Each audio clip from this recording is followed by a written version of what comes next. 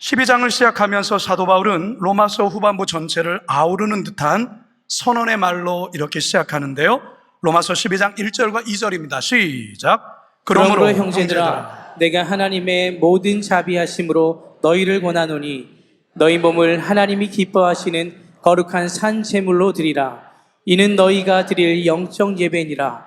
너희는 이 세대를 본받지 말고 오직 마음을 새롭게 함으로 변화를 받아 하나님의 선하시고 기뻐하시고 온전하신 뜻이 무엇인지 분별하도록 하라. 아멘. 이런 무슨 말입니까? 예수 그리스도의 복음을 안 자는 이제 더 이상 동물의 희생 제물이 아닌 자기 자신의 전 존재를 살아있는 제물로 하나님께 드리며 예배해야 한다는 말입니다. 동시에 죄악된 이 세대를 본받지 말고 변화된 마음으로 하나님이 기뻐하시고 온전하신 그 뜻이 무엇인지 분별하며 살아야 된다고 바울은 강조하고 있는 것입니다. 자, 이제 이 말씀에 이어서 오늘 우리가 대하는 이 본문은 교회 공동체 안에서 성도들이 어떻게 복음에 합당한 삶을 실천하며 살 수 있는가를 설명하고 있는 내용입니다.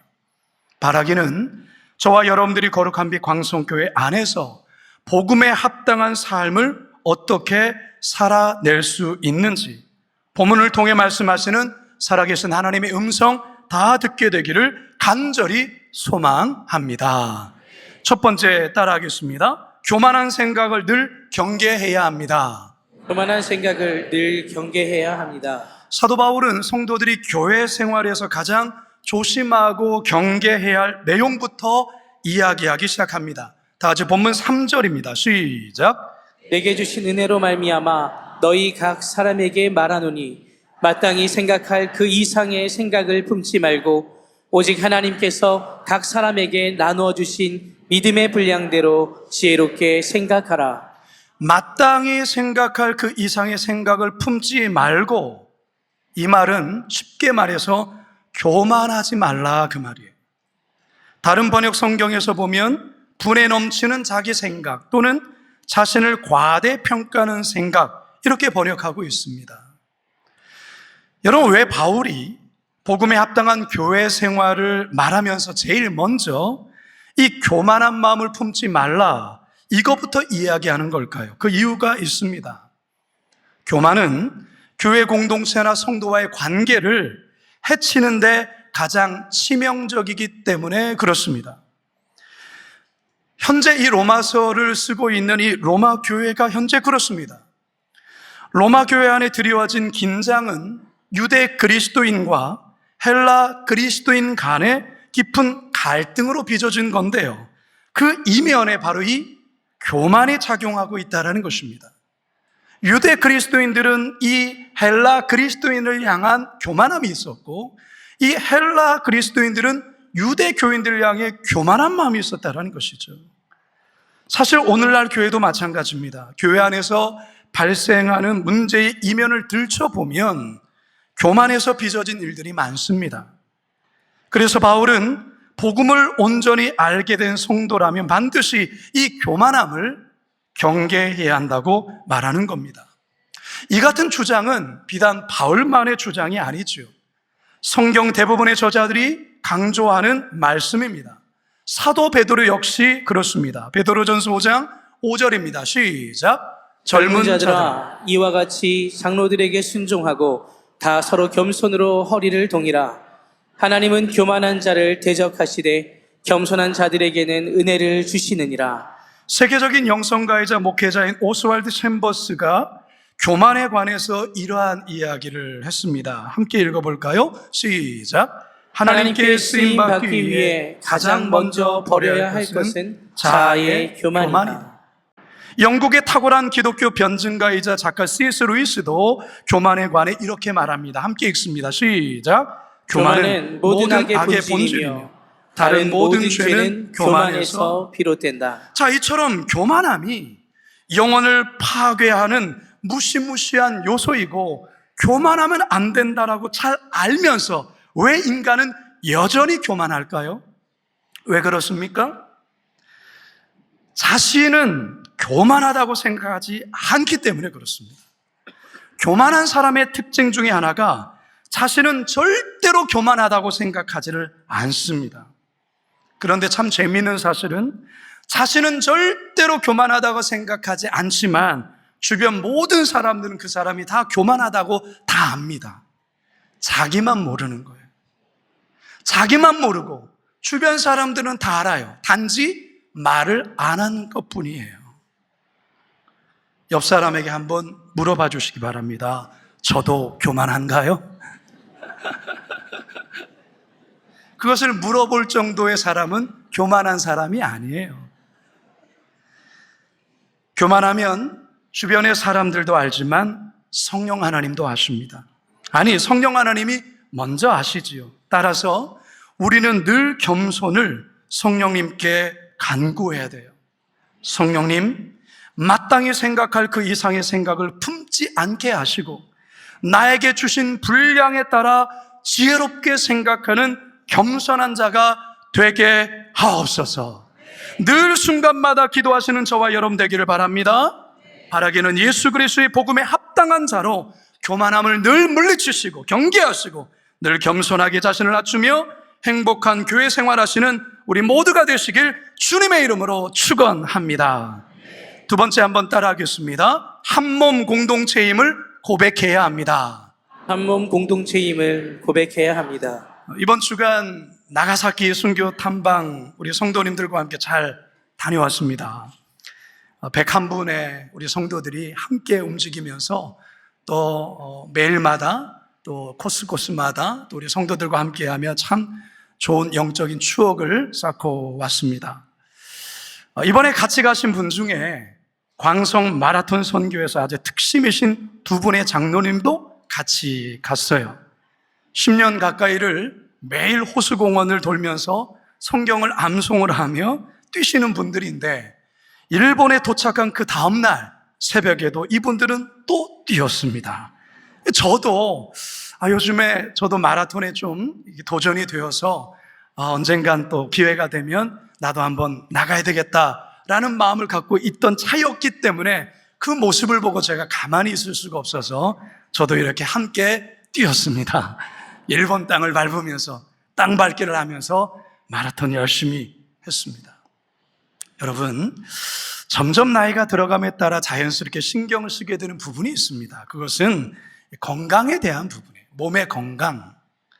더욱이 건강검진에서 어떤 수치가 높게 나오게 되면 그때부터 뭘 먹는 것에서도 이게 몸에 좋은 건지 아닌지를 살펴보고 먹게 됩니다.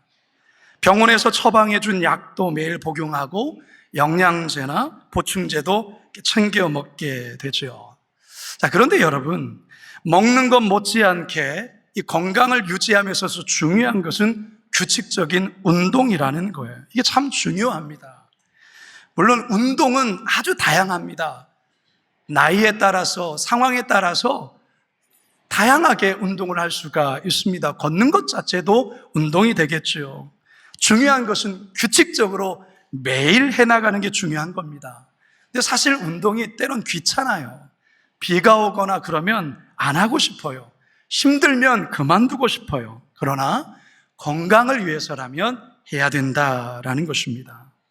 건강을 잃으면 모든 것을 다 잃는다라는 말처럼 몸을 잘 돌보고 건강을 유지하는 것은 자기 자신만을 위한 것이 아니에요.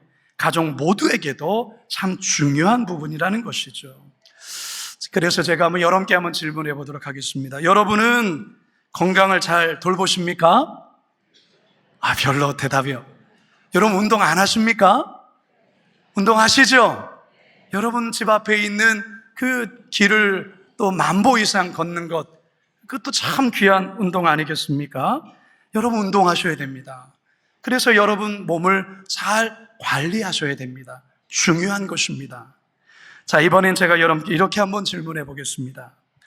여러분은 자신의 몸을 잘 돌보는 것만큼 교회를 잘 돌보십니까? 여러분은 허약해진 몸을 회복하기 위해 최선을 다해 몸을 돌보는 것만큼 성도들을 그렇게 돌아보십니까? 제가 설교를 준비하면서 사실 마음에 많이 찔렸어요. 제가 목사인데 과연 우리 성도들의 그러한 몸을, 우리 성도들의 영적인 건강성을 정말 내가 잘 돌보고 있는가 마음에 많이 찔렸어요. 여러분, 교회란 뭡니까?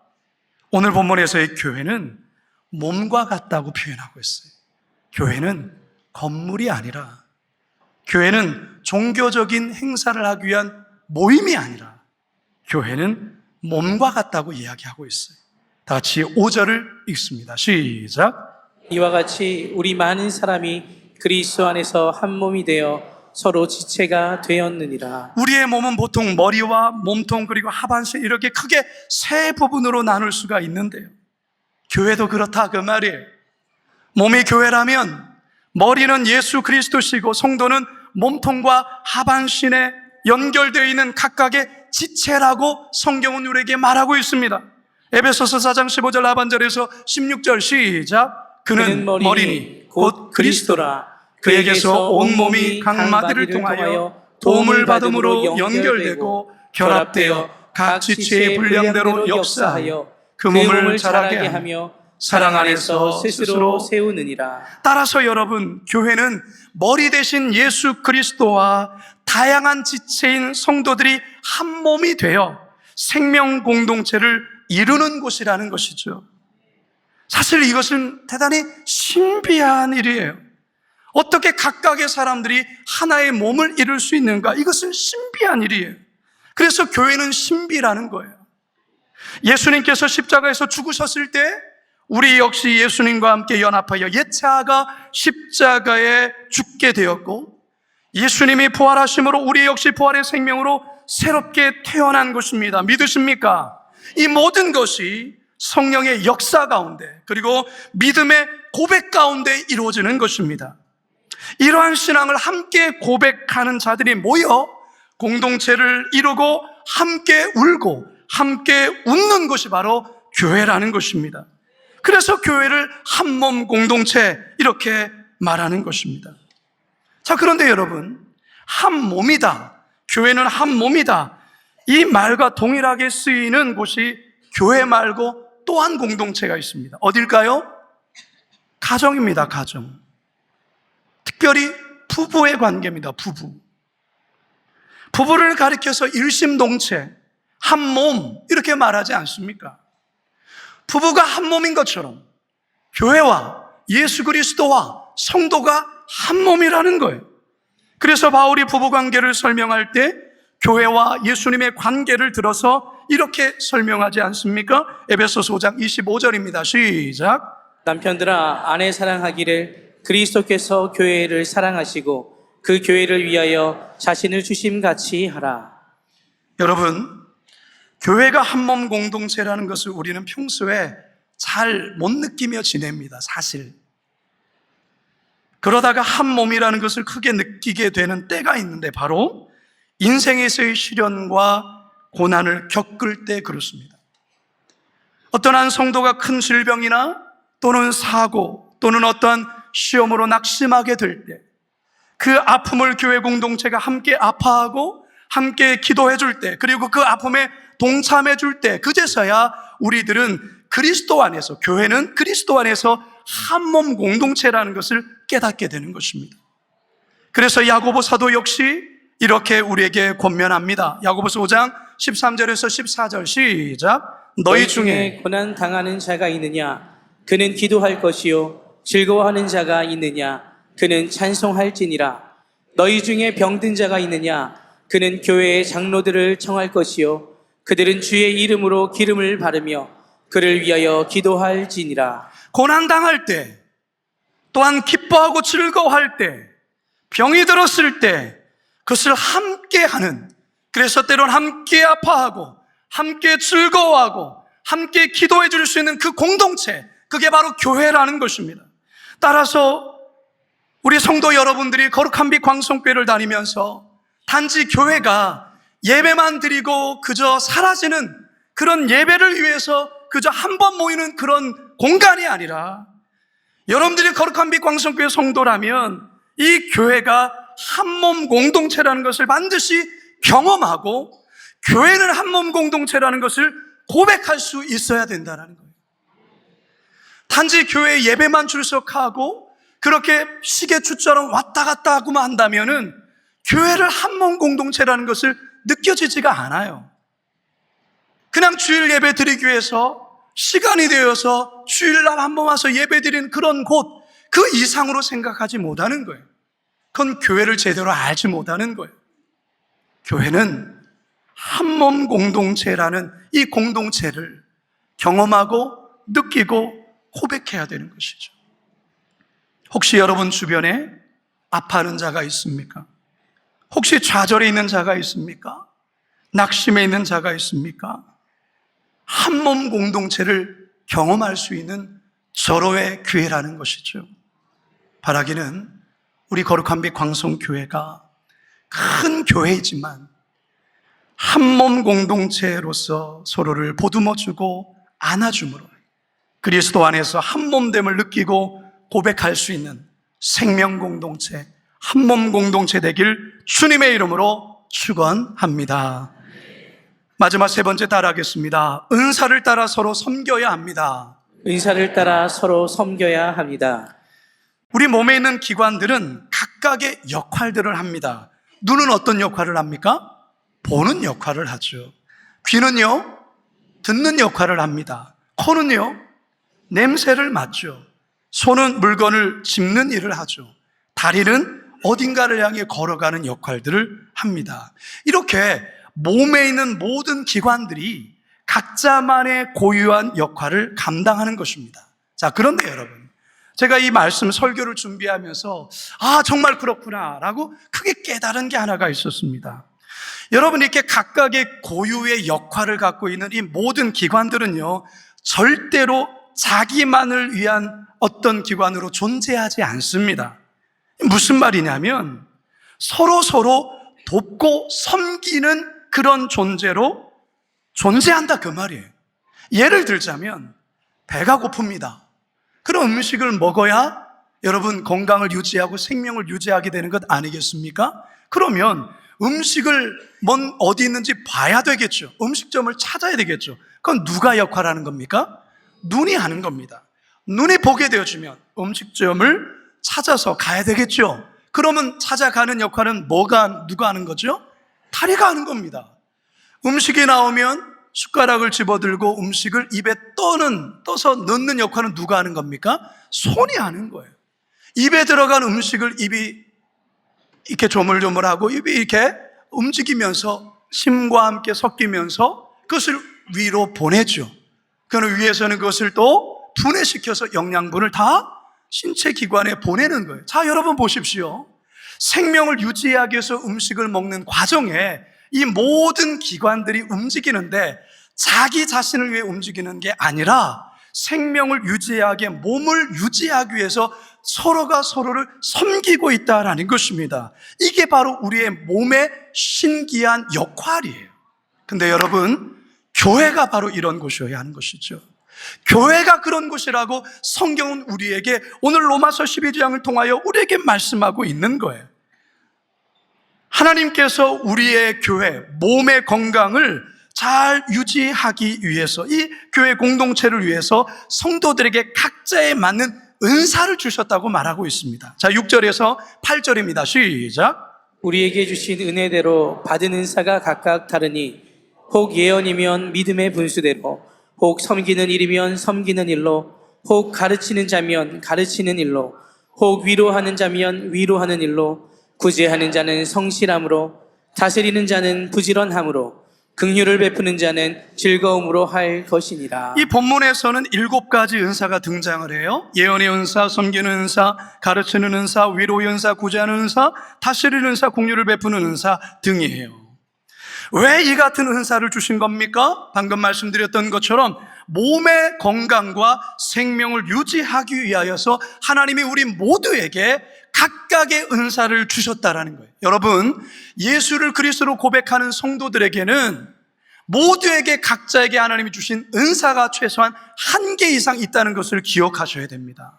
우리 모두에게는 각각의 형편과 상황에 따라 은사가 주어졌다라는 것입니다. 그럼 왜 이 은사를 주는 거냐? 그것은 몸의 건강을 유지하기 위함이라는 것이죠. 에베소서 4장 12절 시작. 이는 성도를 온전하게 하여 봉사의 일을 하게 하며 그리스도의 몸을 세우려 하심이라. 다시 말해서 건강한 교회를 세우고 행복한 교회를 이루기 위해서라는 것입니다. 바울은 은사를 이야기하면서 어떠한 은사가 저 은사보다 좋다, 낫다, 특별하다는 말을 쓰지 않습니다. 모든 은사가 공동체에 다 필요한 은사이고 서로 섬기기 위해 주어진 은사라고 이야기를 합니다.